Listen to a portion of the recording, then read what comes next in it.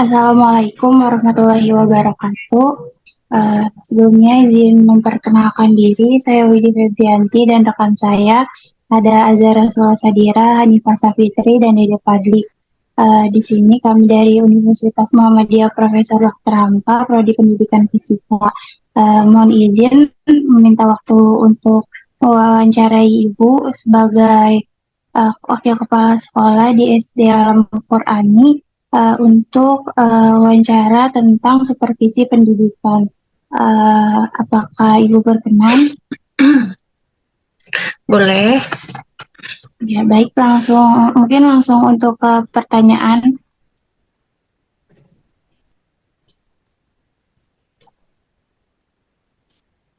Untuk pertanyaan yang pertama yaitu apa solusi utama yang Ibu terapkan untuk meningkatkan kualitas supervisi pendidikan di sekolah Ibu? Biasanya kalau di sekolah Alam Qur'ani itu sebelum kita supervisi di awal tahun ajaran selalu ada yang namanya pelatihan untuk guru-guru, baik pelatihan untuk kegiatan belajar mengajar ataupun pelatihan kegiatan administrasi guru. Jadi nanti sebelum pelatihan pun di setiap awal tahun ajaran itu biasanya ada evaluasi dulu. Seperti apa KBM yang tahun lalu, apakah berjalan semua programnya, apakah tidak, kalau tidak berarti apa yang harus diperbaiki. Nah itu nanti dimasukin di pelatihan. Jadi nanti pas selanjutnya ada supervisi, itu udah tercapai semua tujuan yang mau dijalankan di sekolah gitu. Baik, untuk pertanyaan selanjutnya, bagaimana Ibu menyusun strategi supervisinya untuk mencapai tujuan pendidikan? Biasanya kalau supervisi pendidikan di sekolah Alam Qur'ani itu disusunnya per 3 bulan sekali. Jadi per 3 bulan itu ada kegiatan supervisi dari sekolah, nanti 3 bulan selanjutnya ada lagi kegiatan supervisi dari pengawas dinas Tapos. Nanti dari situ kita evaluasi lagi gitu. Jadi kalau supervisi itu setelah supervisi ada laporan tindak lanjutnya, ada RTL-nya. Nanti setelah ada laporannya kita refleksi lagi mana yang belum tercapai, biasanya seperti itu. Nah, instrumen dari supervisi juga ditentukan dari dinas. Misalnya per 3 bulan ini kita supervisi kegiatan KBM-nya di kelas. Nanti 3 bulan kita supervisi administrasinya. Nanti 3 bulan lagi supervisi oleh kepala sekolah gitu. Ada lagi yang mau ditanyain? Selanjutnya, bagaimana Ibu mengevaluasi hasil dari supervisi pendidikan di sekolah Ibu sendiri? Biasanya kalau evaluasi, kita lihat dulu dari tujuannya. Misalkan tujuan pertama itu administrasi guru itu harusnya lengkap. Nah, kita lihat dulu tujuannya. Kalau misalnya tujuannya dari tujuan itu masih ada yang belum tercapai, berarti nanti ditindaklanjut apa nih kesulitan guru dalam membuat administrasi. Kalau dari kegiatan belajar mengajar, misalnya tujuannya guru mampu menjelaskan alur tujuan yang sudah dibuat, yang sudah disepakati oleh sekolah. Nah, kalau misalnya nggak sampai di alur tujuan itu, berarti dievaluasi apakah cara ngajar gurunya yang masih ada masalah atau dari si siswanya gitu. Cara evaluasinya seperti itu.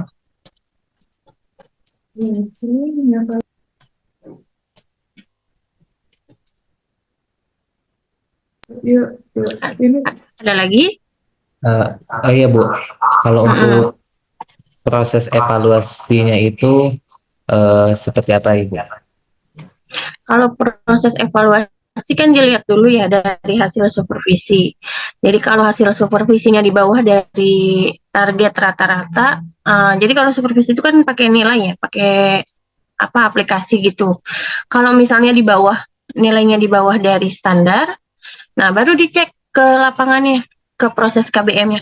Tapi kalau misalnya hasil supervisinya udah bagus, berarti tinggal dievaluasi aja dari lembar supervisinya gitu. Tapi kalau misalnya belum tercapai di aplikasi tersebut, hasilnya baru kita tindak lanjut ke lapangan gitu.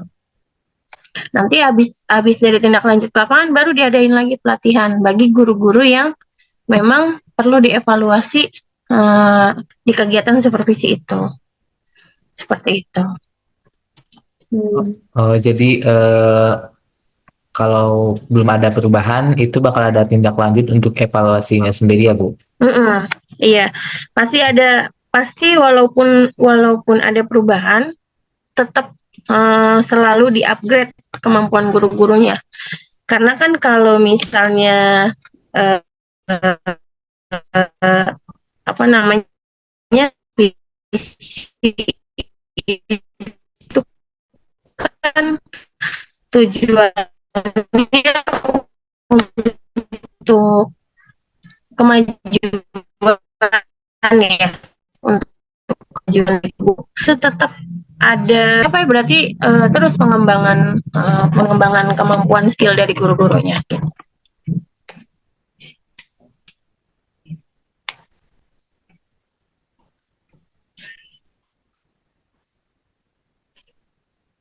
Lanjut, di mana lagi? Iya, Bu. Terus bagaimana faktor apa saja yang mendukung dan menghambat keberhasilan pada supervisi pendidikan di sekolah tersebut? Kalau yang menghambat biasanya itu dari waktu ya, biasanya waktu. Kita itu terkadang sulit membuat jadwal supervisi karena berbentrokan dengan kegiatan-kegiatan sekolah, biasanya itu. Ataupun dengan waktu yang disesuaikan dengan kepala sekolah, itu biasanya juga terkadang kita sulit gitu mengatur untuk kegiatan supervisi. Tapi kalau untuk yang menunjang kegiatan supervisi itu biasanya dari ketersediaan gurunya bersedia untuk disupervisi, kemudian kesiapan dari guru-guru tersebut juga. Kalau supervisi itu kan sebetulnya nggak cuma dari kemampuan mengajar ya, dari administrasi. Kalau gurunya belum siap administrasinya, berarti kita belum bisa supervisi gitu. Nah, biasanya itu nunggu gurunya. Jadi kalau supervisi harus ada persetujuan antara guru sama manajemen supervisinya gitu.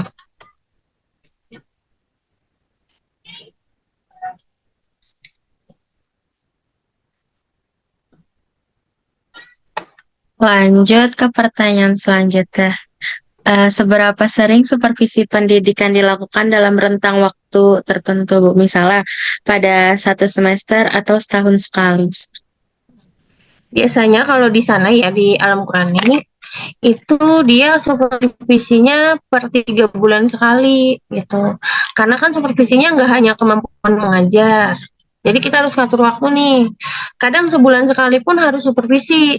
Misalkan administrasi guru nih di jadwal supervisinya di bulan Agustus. Nah, pas supervisi di bulan Agustus ini banyak guru yang belum lengkap administrasinya. Nah, kalau seperti itu biasanya dijadwalkan kembali di bulan selanjutnya, di bulan September gitu. Itu secara bergantian tapi gurunya. Satu hari biasanya kadang 3 guru atau 4 guru. Nah, itu terus sampai administrasi itu lengkap. Nah, kalau udah lengkap baru kita ganti ke supervisi akademik gitu. Jadi ke cara mengajar si guru. Baru itu kepala sekolah sama manajemen turun ke kelas masing-masing untuk melihat kemampuan guru mengajar gitu. Ya kurang lebih antara 3 bulan sekali ataupun sebulan sekali, melihat dari fleksibel aja, melihat dari kesiapan guru tersebut gitu.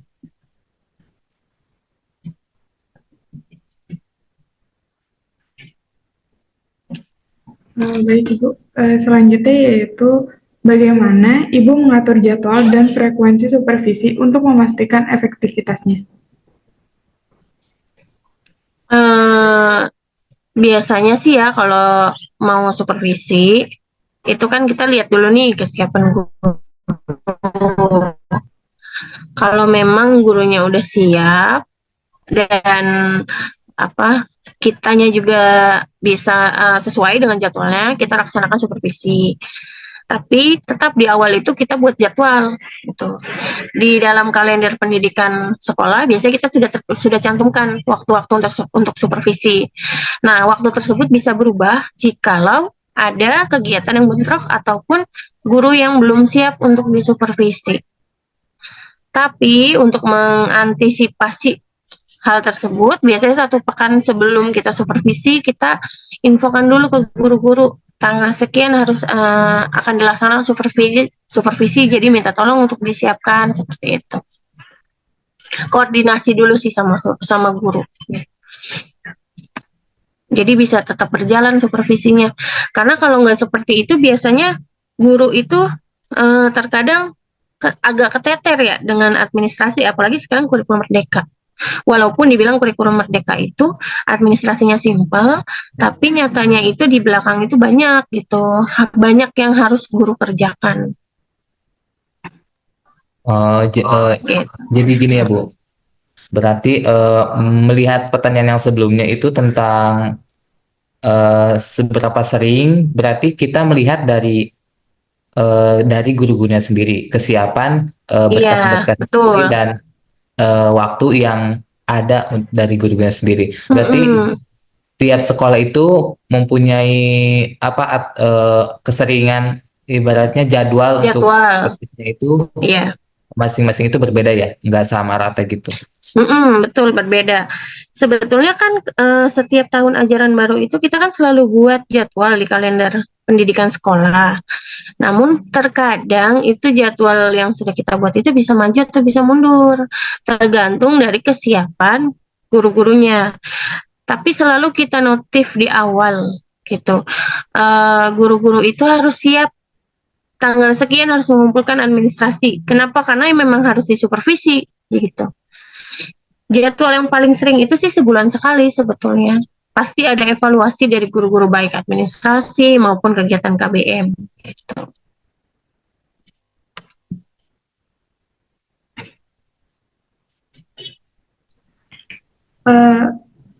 Dari Ibu sendiri nih, apa harapan Ibu terhadap supervisi pendidikan di masa mendatang untuk mendukung peningkatan kualitas pengajaran dan pembelajaran?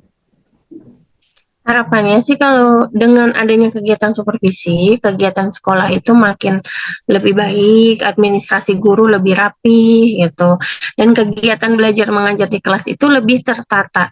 Dari mulai kegiatan KBM tertulis ataupun berbasis proyek itu bisa lebih dikembangkan oleh guru-gurunya, karena kan tujuan supervisi itu memperbaiki dari cara mengajar ataupun yang lainnya. Nah, harapannya seperti itu. Jadi kalau misalnya nggak ada supervisi, guru yang belum menguasai di kelas, itu harapannya setelah supervisi dia bisa lebih memperbaiki cara mengajarnya gitu.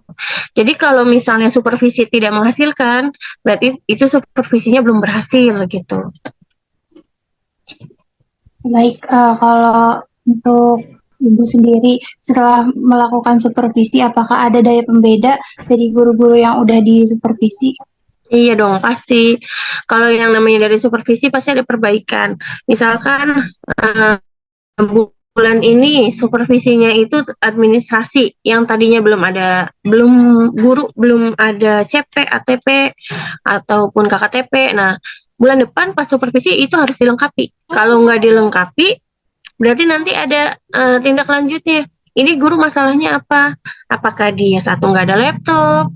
Apakah dia belum paham tentang dokumen tersebut gitu. Nah, kalau dari cara mengajar misalnya dia di bulan ini supervisinya itu belum menguasai kelas gitu, belum memahami materi, berarti ditindak lanjut. Oh, berarti guru ini harus diberikan pelatihan supaya cara mengajarnya ataupun penguasaan di bidangnya itu bisa lebih baik gitu. Nah, biasanya kalau udah supervisi itu ada perbaikan, kan dilihat dari cara mengajarnya lagi, dievaluasi setelah supervisi itu.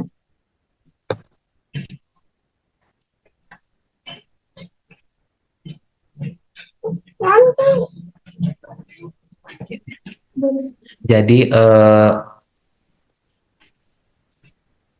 terkait semua yang udah dilakukan mulai dari tadi strategi dan penyusunan, terus supervisi yang telah dilakukan, evaluasi yang telah dilakukan, hasil dari supervisi yang telah dilakukan itu apa ya,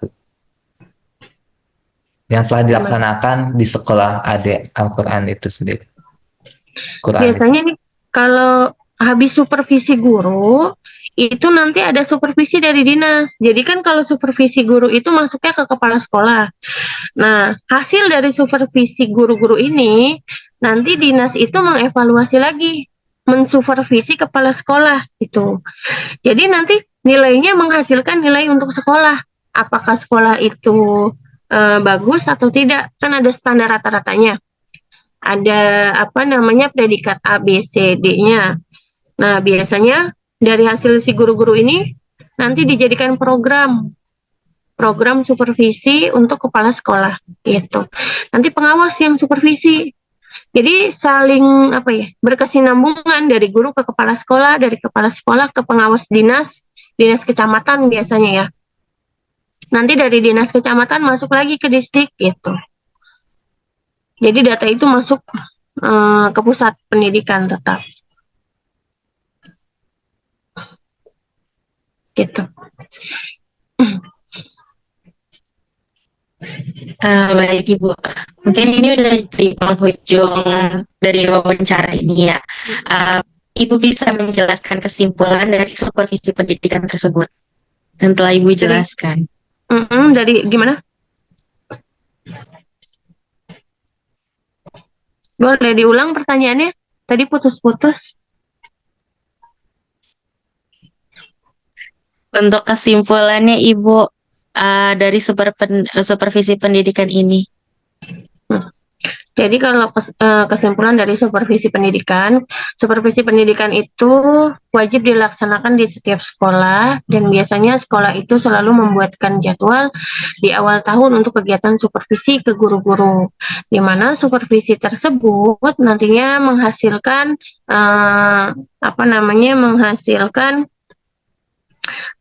refleksi atau tindak lanjut yang perlu dievaluasi dari sekolah. Hasil-hasil dari supervisi tersebut nantinya akan masuk ke supervisi dari dinas yang mempengaruhi kinerja dari kepala sekolah gitu. Untuk strategi-strategi dalam supervisi itu biasanya selalu diberitahukan di awal, didukung dari kegiatan-kegiatan pelatihan yang diberikan oleh sekolah ataupun oleh dinas ya, itu selalu diadakan. Seperti itu aja kesimpulannya. Baik, terima kasih kepada Ibu Dwi Puji Rahayu dari Wakil Kepala Sekolah SD Alam Qur'ani yang sudah bersedia untuk diwawancarai dan diminta waktunya. Kami mengucapkan terima kasih banyak. Mohon maaf apabila ada kesalahan. Wassalamualaikum warahmatullahi wabarakatuh. Sama-sama, terima kasih sudah berkenan untuk mewawancarai. Semoga bermanfaat. Semoga penjelasan supervisinya bisa bermanfaat untuk kalian. Terima kasih. Wassalamualaikum warahmatullahi wabarakatuh.